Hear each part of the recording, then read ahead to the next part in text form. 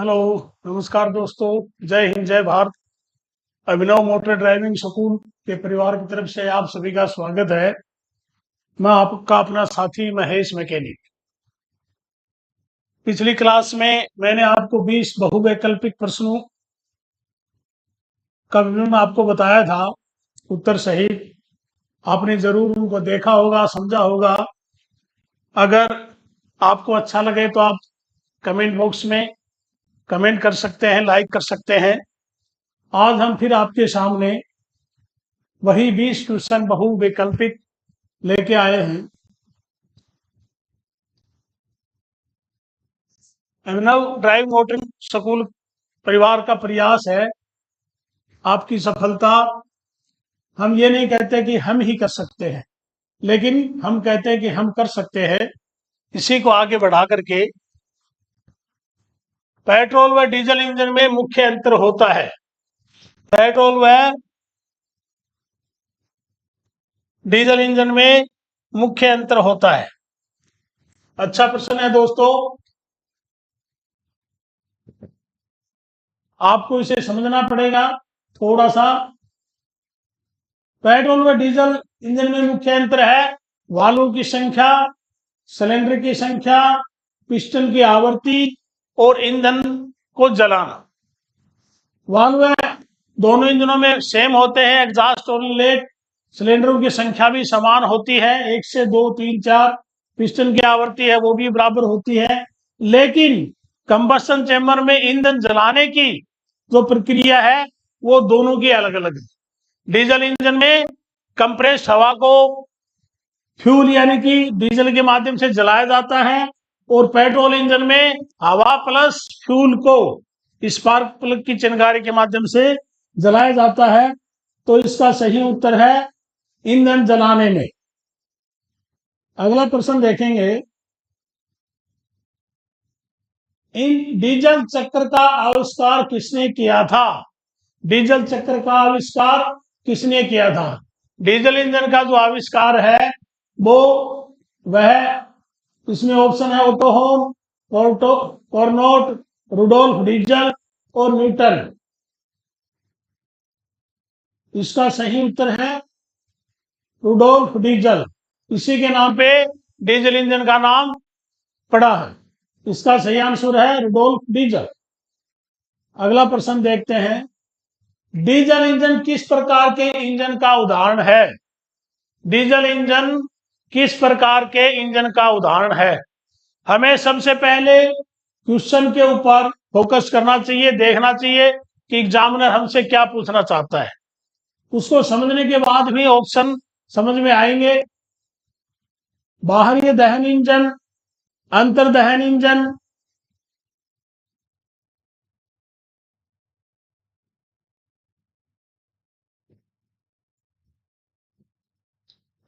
वह दोनों इनमें से कोई नहीं। डीजल इंजन क्या है? आंतरिक दहन इंजन है, इंटरनल कंबस्टन इंजन। इसका सही उत्तर है अंतर्दहन इंजन। इसे अंतर्दहन भी लिखा जाता है। यह भी, अगर इस ऑप्शन में यह अंतर्दहन है तो इसका मतलब भी अंतर्दहन यानी कि इंटरनल, आंतरिक दहन। अगला प्रश्न है,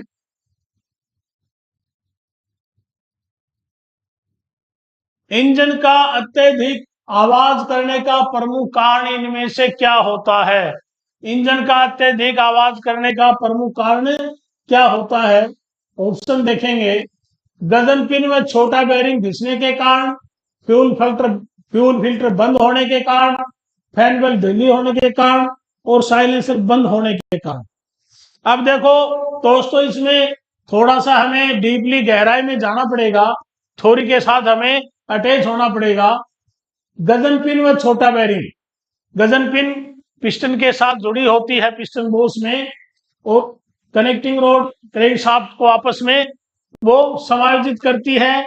या फिर दूसरे शब्द कहें तो क्रैंक शाफ्ट को रोटरी गति में, रोटरी मोशन में कौन लेके आता है? कनेक्टिंग रोड लेके आती है। और कनेक्टिंग रोड पिस्टन के साथ समान एंड बेरिंग जो उसका होता है वो जुड़ती है। उसमें अगर आवाज होगी तो इंजन की आवाज हमें साफ सुनाई देगी।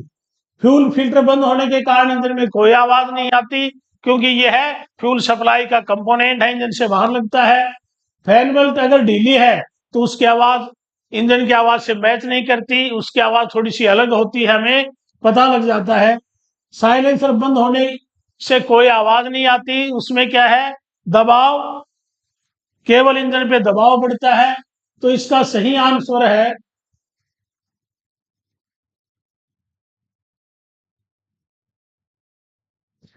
गजन पिन व छोटा बैरिंग के घिसने के कारण जो आवाज आती है वो हमें इंजन में सुनाई देती है। इसका सही आंसर है गजन पिन व छोटा बैरिंग घिसने के कारण जो आवाज आती है वो आवाज हमें इंजन में सुनाई देती है। चलो अगले क्वेश्चन की तरफ चलते हैं। अगला हमारा क्वेश्चन है, हवा व पेट्रोल का मिश्रण कहलाता है। हवा व पेट्रोल का मिश्रण कहलाता है। हवा plus petrol, air plus petrol, इसका मिश्रण क्या कहलाता है? इसमें थोड़ा सा पर्सन जो है उस लिखने में इसमें होना था, हवा व पेट्रोल का मिश्रण किसके माध्यम से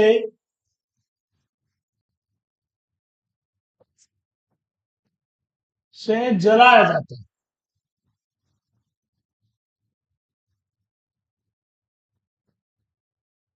मानवीय भूल कहीं भी दोस्तों संभव है, किसी से भी हो सकती है, लेकिन अब इस प्रश्न को अपन देखेंगे, हवा व पेट्रोल का मिश्रण कहलाता है। हवा व पेट्रोल का मिश्रण कहलाता है वो चीज अलग है, लेकिन इसमें अगर ऑप्शन के साथ अपन मैच करेंगे, स्पार्क प्लग के द्वारा, इंजेक्टर के द्वारा, कंप्रेशन के द्वारा, तो स्पार्क प्लग के द्वारा क्या होता है, हवा और पेट्रोल के मिश्रण को जलाया जाता है।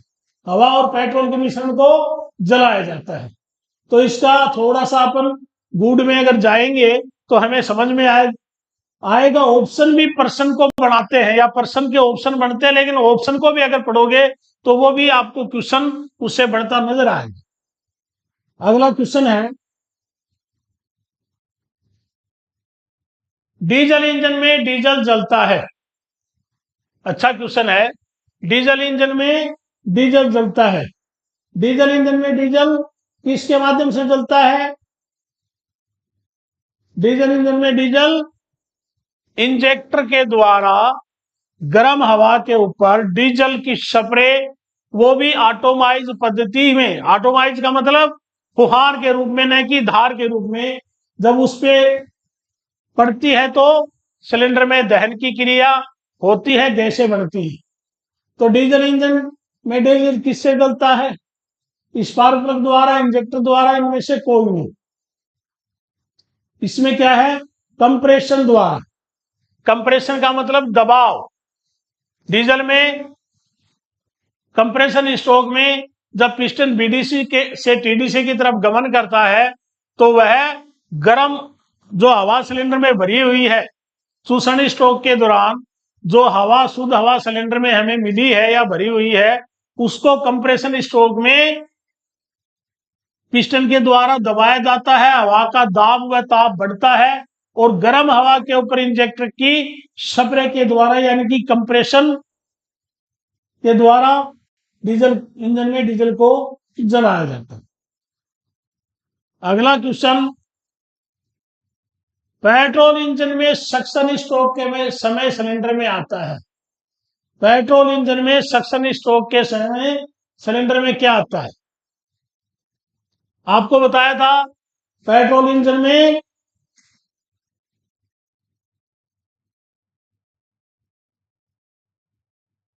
हवा और पेट्रोल का मिश्रण, जिसका अनुपात 1:12 होता है, सिलेंडर में जाता है। कंप्रेशन स्ट्रोक में फिर स्पार्क प्लग के माध्यम से उन्हें जलाया जाता है। पेट्रोल इंजन में सक्शन स्ट्रोक के समय सिलेंडर में क्या आता है? हवा व पेट्रोल का मिश्रण। हवा और पेट्रोल का मिश्रण ये सक्शन स्ट्रोक में आता है, और स्पार्क प्लग की चिनगारी के माध्यम से इसको जलाया जाता है। अगला क्वेश्चन देखते हैं। सिलेंडर के दीवारों व पिस्टन के बीच कुछ दूरी रखी जाती है, क्यों? सिलेंडर के दीवार और पिस्टन के बीच में कुछ क्लीयरेंस रखा जाता है ताकि जब पिस्टन मूव करता है, चलता है सिलेंडर में, तो वो रगड़ खा के नहीं चले, घसावट से उसको बचाने के लिए। और इसमें लुब्रिकेशन भी उसी माध्यम से, यानी कि ऑयल जो रिंग होती है वो वहां तक मोबिल जाता है और वो लुब्रिकेशन करता है। तो कुछ गैप, यानी कि फ्रिक्शन से बचाने के लिए कुछ गैप रखा जाता है। इसके ऑप्शन है जिससे गैसें लीक ना करे, गर्म होने पे पिस्टन जाम ना हो सके, पिस्टन रिंग जाम ना हो सके। इसमें इसका सही ऑप्शन है गर्म होने पे पिस्टन जाम ना हो जाए, क्योंकि किसी भी धातु को जब उस गर्म करते हैं तो उसकी मूल अवस्था में कुछ परिवर्तन होते हैं, वो फैलती है, धातु गर्म होने पे फैलती है। और जब उसका फैलाव होता है, उस फैलाव को से बचाने के लिए, उसको रोकने के लिए कुछ रेंज, कुछ बीच में गैप है वो दिया जाता है। तो इसका सही आंसर क्या है? गर्म होने पर पिस्टन जाम ना होने पाए। और इसी के साथ जैसे रिंग है, रिंग का क्या काम है? अब इसी क्वेश्चन में क्वेश्चन और बनता है कि पिस्टन के ऊपर रिंग क्यों लगाई जाती है? उसका सही आंसर क्या होगा? इसलिए जिससे कि गैसें लीक न हो। कंप्रेशन रिंग का क्या काम है? ऊपर जो गैस बनती है पावर स्ट्रोक में, वो नीचे क्रैंक केस में न जाने पाए, और नीचे क्रैंक केस का जो लुब्रिकेशन सिस्टम है, लुब्रिकेशन ऑयल है, वो ऊपर सिलेंडर में आकर के, कंबस्टन चेंबर में आकर के नहीं जले। इसकी रोकथाम के लिए दो रिंग का प्रयोग किया जाता है, कंप्रेशन और ऑयल रिंग। नाम भी उसी प्रकार से है, उनका काम भी उसी प्रकार का है। चलो दोस्तों आगे देखते हैं। सिलेंडर में पिस्टन सक्शन स्ट्रोक के टीडीसी से चलता है। अब थोड़ा सा देखो, हमें ध्यान देना पड़ेगा। प्रश्न में पूछने का उद्देश्य वही है, लेकिन थोड़ी सी लैंग्वेज की टेक्निकल प्रॉब्लम हो जाती है। वो कई बार बड़े बड़े एग्जामिनर हैं उनसे भी हो जाती है। लेकिन हमें एग्जामिनर का मूल भाव, वो हमसे पूछना क्या चाहता है। फिर भी अगर कहीं आपको थोड़ा सा भी संशय लगे तो आप ऑप्शन में जाओगे, ऑप्शन में जाओगे तो ऑप्शन आपको क्लियर बता देगा कि इसके पूछने का मकसद क्या है।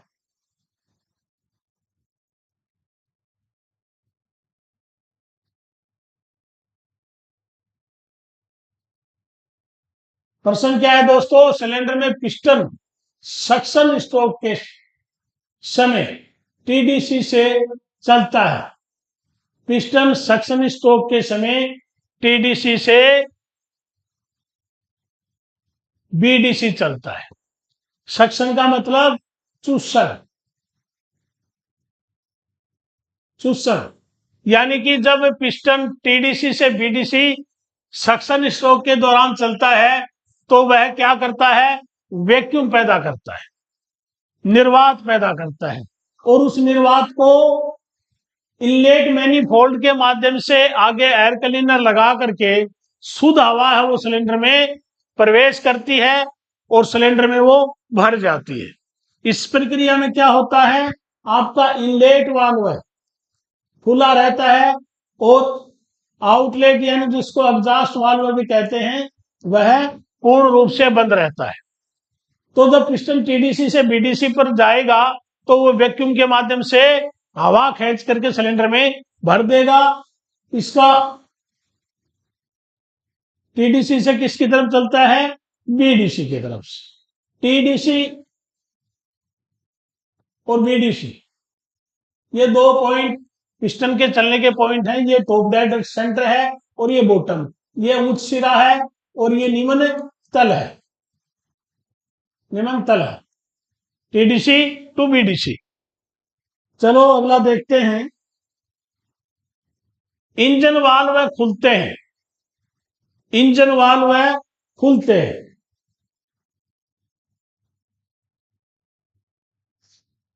ऑप्शन देखते हैं। केम शाफ्ट के द्वारा, क्रैंक शाफ्ट के द्वारा, रोप शाफ्ट के द्वारा, वाल्व गाइड के द्वारा।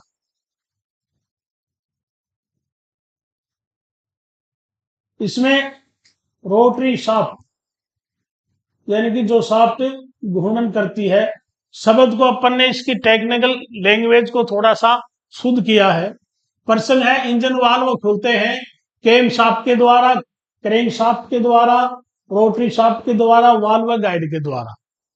तो इसमें सही क्या है? वाल्व को ऑपरेट कौन करता है? केम शाफ्ट करती है। केम शाफ्ट को ऑपरेट कौन करता है? क्रैंक शाफ्ट करती है। किसके माध्यम से? इसके 3 माध्यम होते हैं। नंबर 1 है चैन द्वारा। आजकल ये पद्धति बहुत कम प्रयोग में आती है, लेकिन पहले पुरानी गाड़ियों में, पहले जो पुराना मेसी फर्गुसन ट्रैक्टर आता था उसमें टाइमिंग चैन का प्रयोग होता था, यानी टाइमिंग कराने के लिए चैन का प्रयोग होता था। और इन इंजनों के अंदर कैम है वो ओवरहेड वाल्व व्यवस्था इसमें होती थी, यानी कि कैम शाफ्ट इंजन के ऊपर लगती थी और नीचे क्रैंक शाफ्ट के साथ वो टाइमिंग चैन यानी कि चैन की मदद से चलती थी।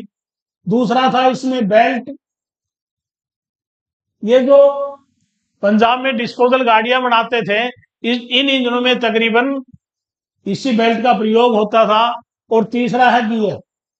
आजकल जितनी भी गाड़ियां हैं उनमें तकरीबन गियर का प्रयोग हो रहा है।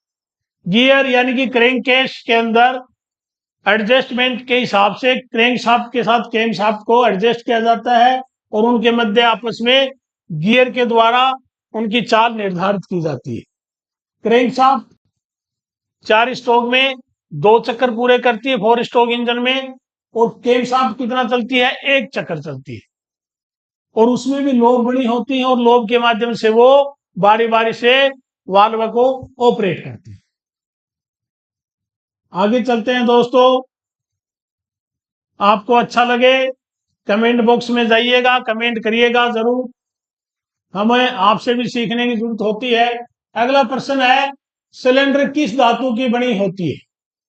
सिलेंडर किस धातु की बनी होती है? इसमें ऑप्शन है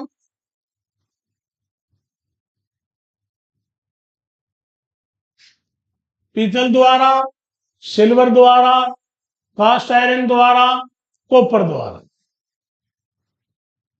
सिलेंडर सिलेंडर किस धातु का बना होता है?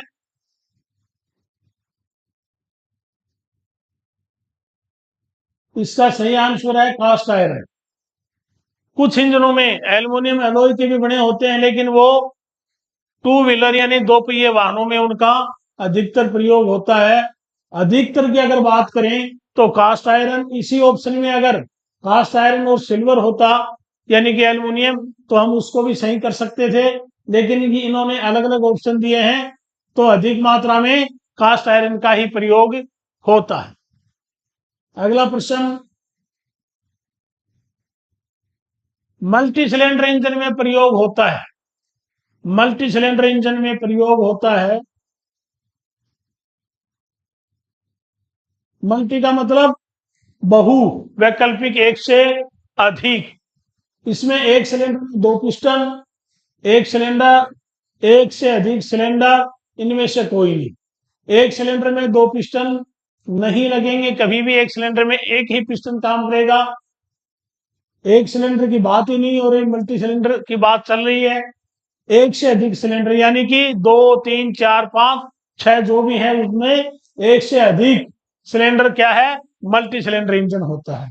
इसका सही आंसर है एक से अधिक सिलेंडर।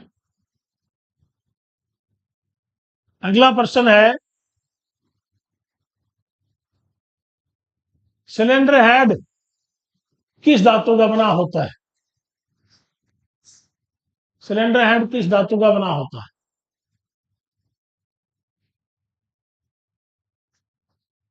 आपके ऑप्शन है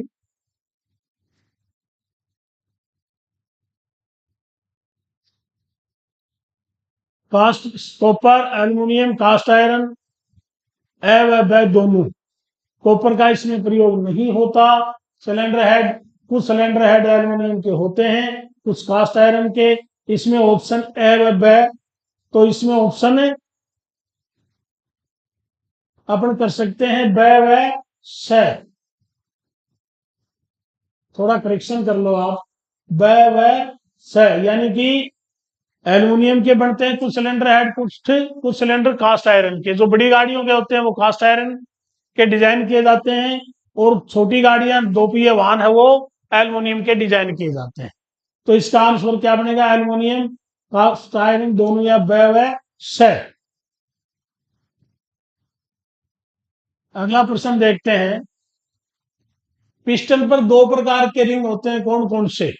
मैंने आपको बताया था थोड़ी देर पहले, पिस्टन पे दो प्रकार के रिंग होते हैं, कौन कौन से होते हैं? ऑयल रिंग और कंप्रेशन रिंग। आसान सा क्वेश्चन है, इसका आंसर ब कंप्रेशन रिंग व ऑयल रिंग। आगे चलते हैं, नेक्स्ट देखते हैं। सिलेंडर की टेपर घिसावट का क्या कारण है? सिलेंडर की घिसावट दो प्रकार की होती है, एक होती है टेपर और दूसरी ओवल टिप, यानी कि उसको अंडाकार भी बोलते हैं, उसको अंडाकार भी बोलते हैं। अंडाकार का मतलब लाइनर या सिलेंडर वो बीच में से घस गया और ऊपर नीचे से वो टाइट है, अंदर से वो थोड़ा सा बीच से घस गया, तो उसकी साइज क्या हो गई? अंडे की शेप उसकी बन जाती है। और टेपर घिसावट का क्या कारण है? टेपर घिसावट का कारण है पिस्टन रिंग दबाव, पिस्टन का टेढ़ा होना, सिलेंडर की धातु, और पिस्टन का सिलेंडर में ढीला होना। पिस्टन रिंग जब थोड़ा सा दबाव डालती है, यानी कि वो एक साइड चलती है, तो उससे सिलेंडर में टेपर घिसावट बढ़ती है। इसका सही आंसर है पिस्टन रिंग दबाव। चलो आगे देखते हैं दोस्तों। अंडाकार घिसावट में सिलेंडर की शोर अधिक घिसता है। अंडाकार घिसावट मैंने आपको अभी बताया है, अंडाकार घिसावट में किस ओर सबसे अधिक घसता है? दाईं और बाईं तरफ, दाईं और बाईं तरफ। इसका सही आंसर है दाईं और बाईं तरफ।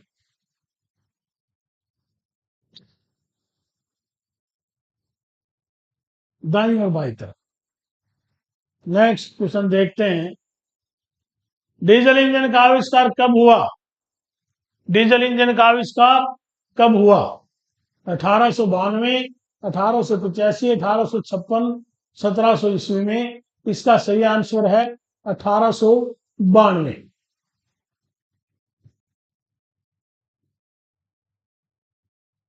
1892 में रुडोल्फ डीजल के द्वारा डीजल इंजन का आविष्कार किया है। अगला क्वेश्चन देखते हैं। डीजल इंजन का आविष्कार कब हुआ? अब इसमें थोड़ी सी टेक्निकल लैंग्वेज की प्रॉब्लम है, हमें समझना पड़ेगा किसके माध्यम से। जो बहु वैकल्पिक जो विकल्प हमारे पास हैं, जो ऑब्जेक्ट हमारे पास हैं, उनके माध्यम से। डीजल इंजन का आविष्कार कब हुआ, ये हमने इससे पिछले प्रश्न में कैश किया था। अब इसके पूछने का मतलब डीजल इंजन का आविष्कार किसने किया? प्रश्न क्या बनता है? डीजल इंजन का आविष्कार किसने किया? जेम्स वॉट नहीं है। जेम्स वॉट ने क्या किया था? भाप के इंजन का आविष्कार किया था। एडिसन भी नहीं है जिसने बल्ब का आविष्कार किया था। ये इनमें से कोई नहीं है। ये ऑप्शन भी गलत है क्योंकि इसमें से एक है, और वो कौन है? इसमें से एक है, वो है रुडोल्फ डीजल, जिसने डीजल इंजन का आविष्कार किया। नेक्स्ट क्वेश्चन देखते हैं। पेट्रोल इंजन का आविष्कार किसने किया? पेट्रोल इंजन का आविष्कार किसने किया? अब थोड़ा सा अगर आप गहराई में जाओगे क्वेश्चन की, और थोड़ा सा आप अगर सोचोगे, थोड़ा सा, ज्यादा नहीं सोचना है, कि हमसे पूछना क्या चाहता है। जब आपको ये ही इस चीज में आप श्योर नहीं होंगे कि आपको एग्जामिनर आपसे क्या पूछना चाहता है, पेट्रोल इंजन का आविष्कार किसने किया, अब इसमें से आप निकाल सकते हो। मैंने आपको बताया है कि इसमें एडिशन नहीं है, इसमें रुडोल्फ डीजल ने डीजल का किया है। वॉट वाटस इसका भी मैकेनिकल लैंग्वेज में कहीं नाम नहीं है। तो इसका सही उत्तर क्या है? निकोल्स अगस्त ओटो, उसी के नाम से इसका ओटो साइकिल, यानी कि ओटो का प्रिंसिपल, ओटो का सिद्धांत। तो इसका सही आंसर है निकोलस अगस्त ओटो। अगला प्रश्न जो आज अपनी क्लास का अंतिम प्रश्न है, क्लच वह डिवाइस है जिसका प्रयोग ट्रांसमिशन सिस्टम में इंजन को ट्रांसमिशन करने में होता है। क्लच, क्लच का क्या काम है?